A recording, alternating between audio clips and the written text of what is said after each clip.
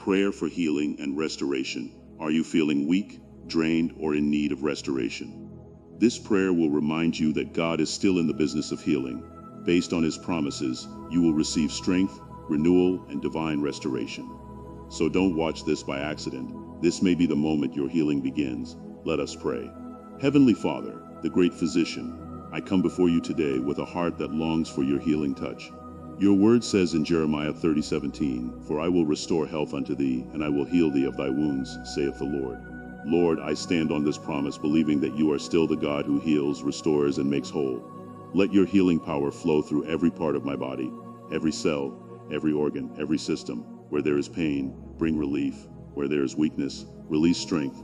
Where there is brokenness, bring divine restoration. I surrender every burden of sickness and infirmity into your hands, knowing that nothing is impossible for you.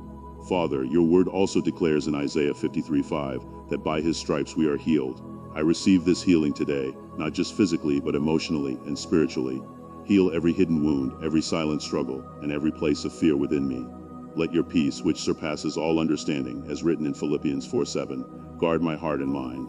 I reject every lie of the enemy that says healing is not possible. Instead, I embrace your truth and stand firm in faith.